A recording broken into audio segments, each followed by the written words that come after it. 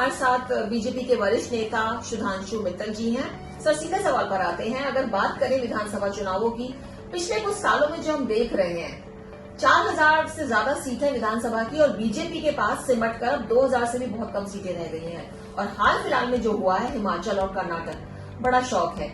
और जो एक्सपर्ट्स हैं इसको जोड़ रहे हैं 2024 के इलेक्शन से। तो क्या लगता है आपको? पहले तय कर लीजिए कि विधानसभा के चुनावों का नतीजा लोकसभा के चुनावों पर असर डालता है या नहीं डालता है। क्यों? जब हम जीतते हैं विधानसभा तो ये होता है ये तो विधानसभा है, लोकसभा अलग होती है। और अगर हार गए विधानसभा तो ये हो गया नहीं कि तो लोकसभा पे भी इसका असर आएगा। ऐसा नहीं है। देश के सामने अलग अलग विकल्प होते हैं। जब राज्य का सवाल आता है तो राज्य में कौन सी सरकार उनको चाहिए, कौन सा नेतृत्व चाहिए, उसके बारे में लोग बहुत होशियार हैं, लोग उसी को चुनते हैं। लेकिन जब देश का सवाल आता है तो देखते हैं देश के लिए कौन महत्वपूर्ण है, किससे उम्मीद करी जा सकती है, राष्ट्र किसके हाथों सुरक्षित है, वो कौन सा नेतृत्व है जो आम जनता को गरीबी से उठा के प्रगति की ओर लेके जाएगा। तो बहुत विषय होते हैं। इसलिए विधानसभा के चुनाव से ये पता है क्या हो रहा है, कांग्रेस इतनी बार असफल हुई है कि जहां एक छोटी सी भी सफलता मिलती है तो उनको लगता है अरे देखिए अब हम तो जीत गए, अब तो हम जीत गए। चलिए सर, मैं इसी से जुड़ा सवाल पूछती हूँ। आप कह रहे हैं कि लोकसभा और विधानसभा दोनों ही अलग हैं। अगर ऐसा होता है और जिस तरह से चुनाव बीजेपी लगातार हार रही है और आने वाले समय में भी अगर ऐसा हुआ कि आप लोकसभा जीत गए, चलिए विधानसभा आप हार रहे हैं, आपके पास ज्यादा स्टेट्स नहीं बचे हैं, जिस तरह से कॉन्फ्लिक्ट लगातार बढ़ता जा रहा है क्योंकि आइडियोलॉजी बिल्कुल अलग है, तो क्या ये हेल्दी रहेगा?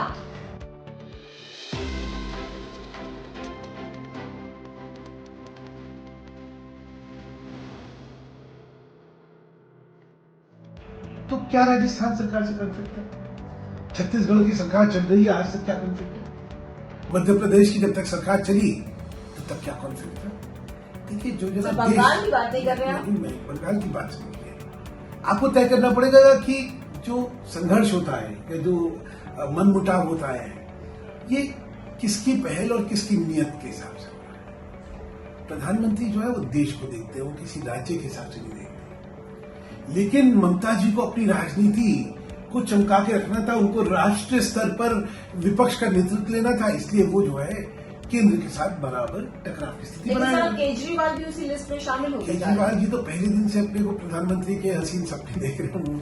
देखिए मुंगेरी लाल के बारे में क्या मैं कहूँ आपको सर, लेकिन यहाँ पे बहुत बड़ी बात है कि लिस्ट बढ़ती जा रही है। ममता बनर्जी, केजरीवाल ले लो, केसी राव ले लो, नीतीश कुमार ले लो, सब लिस्ट ये बढ़ती जा रही है। मोर द मेरियर, अंग्रेजी में कहते हैं ना मोर द मेरियर। अच्छा है, जितने ज्यादा है उनकी ज्यादा उतनी प्रतिस्पर्धा रहेगी और लोगों के सामने विकल्प ज्यादा है। ठीक है, लोग अपने आप चुनेंगे कि इन सारे विकल्पों में किसमें वो स्थायित्व देखते हैं, किसमें वो तरक्की देखते हैं, किसमें वो सेवा देखते हैं। जी सर, यहाँ पर 2-3 बात जरूर चुनौतियों के बारे में बताएगा, क्योंकि 2024 के इलेक्शन हारे और कर्नाटक का जो चुनाव हारी है बीजेपी, एक बड़ा कारण जो बताया जा रहा है जिसका किसी तरह ध्यान नहीं दिया, लेकिन एक्सपर्ट मानते हैं कि जिस तरह से इम्पोज किया गया है अमूल को, लोकल लोगों ने उसको बहुत जबरदस्त विरोध किया और बीजेपी ने उसको बहुत लाइटली ले लिया। उसको लगा ये मुद्दा, और बजरंगबली का मुद्दा उठा लिया।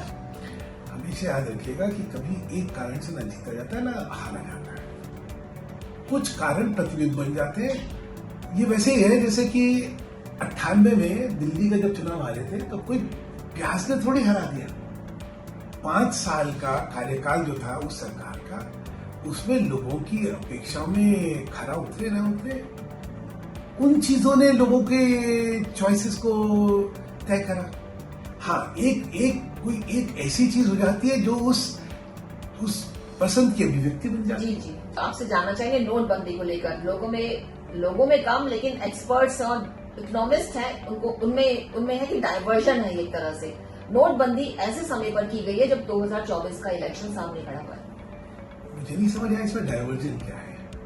एक तो नोटबंदी का शब्द कहना गलत होगा क्योंकि ये नोटबंदी नहीं है, it is a legal tender document still. तो वो तो कानूनी है, अभी उसकी कानून वैधता थोड़ी रद्द कर दी गई है और उसको सिर्फ बदलवाने का एक मौका दिया गया है कि 4 महीने में इसको बदलवा के बैंक से ले लीजिए। मार्केट में अभी से ही 2000 के नोट लेने बंद कर दिए गए और लोगों में पैनिक है। बैंक तो ले रहा है ना, लोग ले रहे नहीं ले रहे, बैंक तो ले रहा है। सबसे बड़ी बात यह थी बैंक उसको वैध मानता है या नहीं मानता, बैंक तो वैध मानता है। तो इसलिए मुझे नहीं लगता कि अच्छा इससे डाइवर्ट क्या होगा, जो बार बार होता है कि भाई आप जो है मुद्दों से भटकाने के लिए चीजें करें। अच्छा कौन सा मुद्दा और कौन सी भटकावा? हार का मुद्दा सर, जो हार रही है अरे, बीजेपी लगातार। जो एक कर्नाटका का चुनाव हार गए, हिमाचल भी है उससे पहले गुजरात का जीते, जी जी। तो क्या मतलब, तो हार जीत तो सर राजनीति में कॉन्फिडेंट नहीं है आप जो बोल रहे हैं, 4 इलेक्शन में चुनाव हो रहे हैं। बिल्कुल। सर ये बता 4 नहीं दीजिए, है 5 है। 5 है। पहले- चुनौती क्या है सबसे बड़ी? अब देखिए, ये 3 राज्य तो हमारे को जिसको कहते हैं ना कि मतलब राजस्थान तो थाली पे परोस के दिया जाने वाला है। आप मानते हैं? आपस की लड़ाइयां वहाँ जो है कांग्रेस में पायलट की और अशोक गहलोत की लड़ाई जो है वो तो जग जाहिर सर है। यहाँ पे आप देखिए वसुंधरा राजे सिंधिया के जो तेवर हैं वो भी हमेशा बागी हो जाते हैं, तो आपको खतरा वहाँ भी है। आप हमेशा याद रखिएगा कि लोग जिसको चुनते हैं उसकी ओर देखते हैं। प्रतिपक्ष की लड़ाइयां तब महत्वपूर्ण होती है जब आपको तुलनात्मक तौर पे आपको विकल्प देखना होता है। भाजपा विकल्प देगी ना, इसलिए मुझे नहीं लगता लोगों के लिए भाजपा की स्थितियां जो है उससे उनको कोई लगता है कि नहीं क्यों।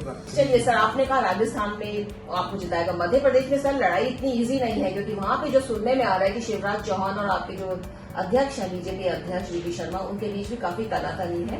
देखिए तो बगावत आपने एक कोई बयान वी शर्मा का या शिवराज जी का एक दूसरे के खिलाफ सुना है? सर बहुत मुश्किल से खबरें आती है निकल करके बाहर। देखिए, एक तरफ तो मैंने आपको बताया राजस्थान जी। में जहां मोर्चा लेके खड़े हुए वो, एक कहें अंदर की ये खबरें हैं।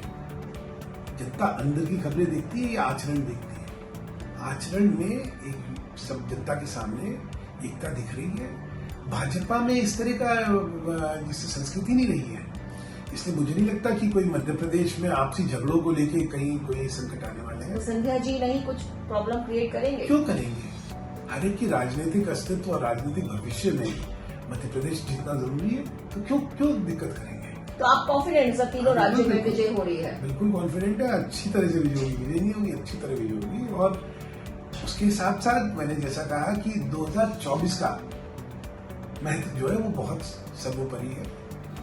उसमें मुझे नहीं लगता कि कहीं दूर दूर तक भी क्षेत्र पे कोई ऐसा विकल्प लोगों को दिख रहा है जो कि देश को उन्नति के पथ पर ले जा सकता है। इसलिए देश का भरोसा नरेंद्र भाई पे रहेगा, भाजपा पे रहेगा, और एक बार फिर 5 साल के लिए एक मजबूत सरकार देश हित में काम करेगी। Thank you very much. तो बहुत कॉन्फिडेंट है। जो क्लैरिटी में पता चला कि जो इलेक्शन होने वाले हैं इसी साल 5 राज्यों में, जो हिंदी भाषी बेल्ट है उसमें बहुत कॉन्फिडेंट है। बहुत बहुत शुक्रिया सर, आपने आई ऑफ ट्रुथ चैनल से बात करी। बहुत धन्यवाद आपका। हमारे चैनल आई ऑफ ट्रुथ को सब्सक्राइब कीजिए यूट्यूब पर, इसे फॉलो कीजिए फेसबुक पर, इंस्टाग्राम पर, ट्विटर पर और कू पर। हमारे चैनल के बारे में फीडबैक देने के लिए हमें मेल कीजिए ioftruth.6@gmail.com पर।